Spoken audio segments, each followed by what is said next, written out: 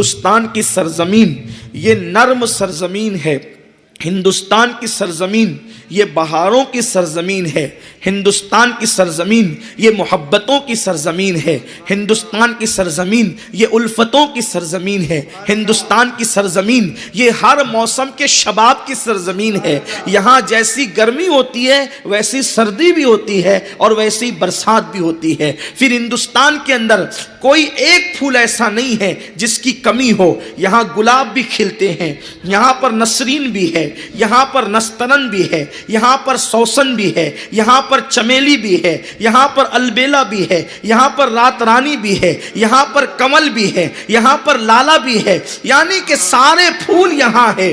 اسی طریقے سے سارے موسم یہاں ہیں، اسی طریقے سے ساری بہاریں یہاں ہیں، اسی طریقے سے ساری خوشبوئیں یہاں ہیں۔ اس زمین کی بڑی شان ہے، اس سے بڑھ کر اس زمین کی شان کیا ہو سکتی ہے کہ میرے آقا مصطفیٰ جان رحمت کو ٹھنڈی ٹھنڈی ہوائیں عاشقوں کی اگر کہیں سے پہنچی ہے۔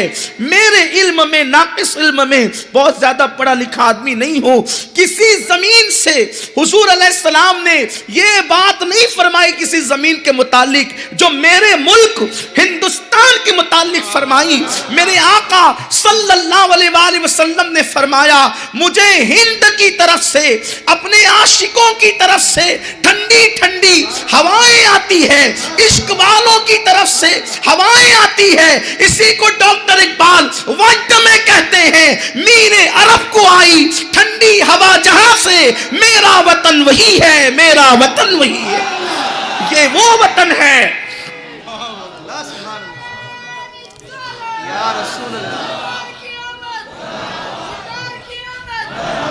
یہ وہ وطن ہے جہاں سے عشق کی خوشبو، جہاں سے ٹھنڈی ہوائیں مدینہ منورہ تک پہنچی ہے۔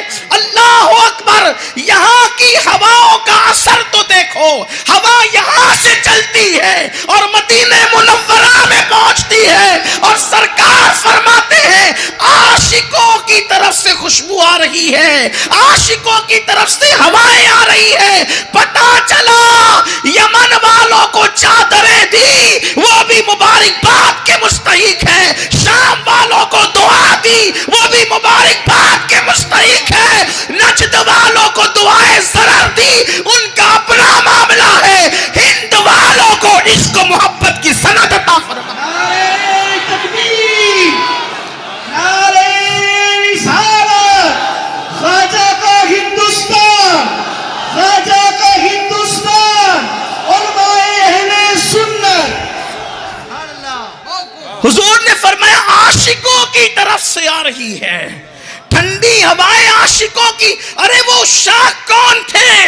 ان کو میں نامزد تو یہاں نہیں کر سکتا، لیکن پورے وثوق کے ساتھ جن کے نام لے سکتا ہوں، جن عاشقوں کی طرف سے ٹھنڈی ٹھنڈی ہوائیں پہنچی تھی، اسی عاشقان رسول میں کوئی داتا علی حجوری ہے، کوئی معین الدین اجمیری ہے، کوئی بختیار کاکی ہے، کوئی فرید الدین پاک پٹنی ہے، کوئی اللہ اکبر نظام الدین محبوب الہی ہے، کوئی صابر کلیری ہے، کوئی مخدوم اشرف سمنانی ہے، کوئی دات اللہ اکبر، کوئی شاہ ولی اللہ محدث دہلوی ہے، کوئی عبدالعزیز محدث دہلوی ہے، کوئی فضل خیر آبادی ہے، کوئی کافی مراد آبادی ہے، کوئی امام اہل سنت امام احمد رضا محدث بریلوی ہے، کوئی حضرت مولانا ضیاء الدین جے پوری ہے۔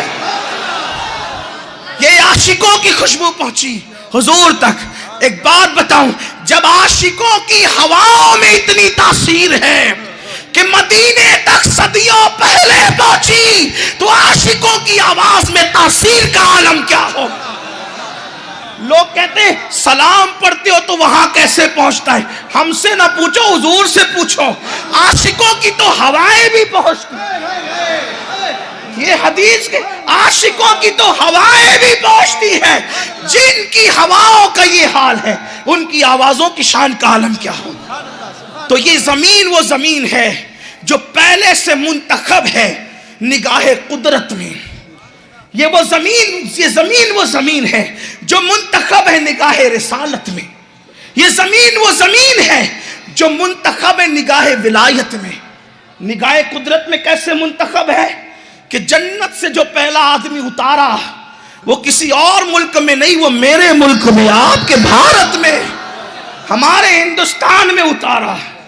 پہلا آدمی جو اتارا آدم جسے، بلکہ آدمی جس کے طفیل لوگ بنے ہیں اس آدم کو اتارا۔ آدمی تو بعد میں ہوئے، آدم پہلے ہوئے نا۔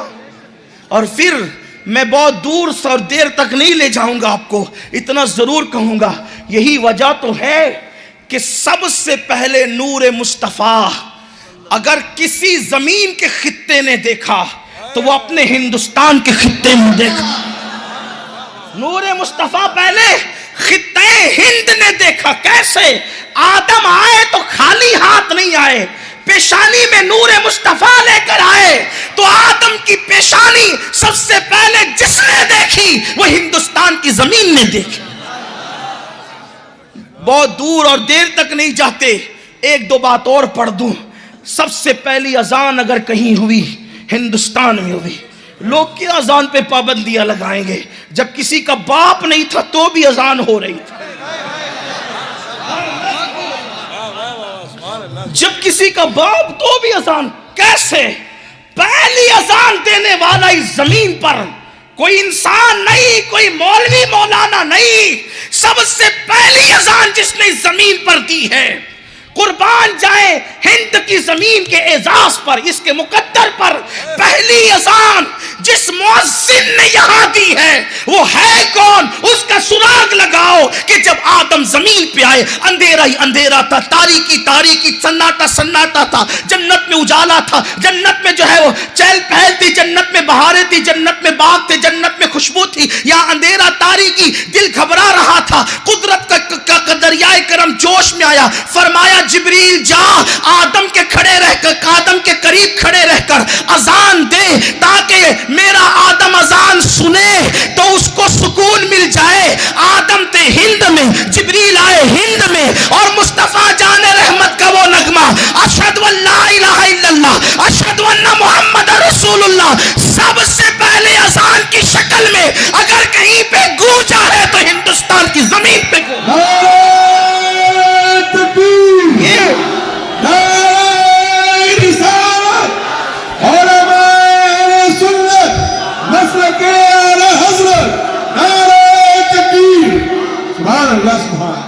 سب سے پہلی اذان اس زمین پر جبریل امین نے دی ہے۔ اذان کے کلمات بعد میں آئے، جبریل نے ہندوستان میں اذان پہلے دی، اور اذان کے کلمات کبھی نہیں بدلے۔ نبیوں کی شریعت بدلی، اذان کے کلمات نہیں بدلے، کیونکہ اذان صرف امت محمدیہ کی خصوصیت ہے۔ تو آدم علیہ السلام، جو بچوں کے کان میں اذان پڑھی جاتی ہے نا، تو دنیا میں آنے کے بعد اس لیے پڑھی جاتی ہے کہ آدم کے کان کے قریب بھی اذان پڑھی گئی۔ یہ بات، ہاں، آدم کو بھی وحشت ہو رہی تھی اور آدمی کو بھی وحشت ہوتی ہے یہاں آ کر، تو ان کی وحشت بھی اذان سے دور ہوئی، اور ہر آنے والے کی وحشت اذان سے دور ہوتی ہے۔ اب بھی انسان تجھے عقل نہ آئے گی، تو وحشت زدہ کیوں ہے؟ اگر کوئی تیرے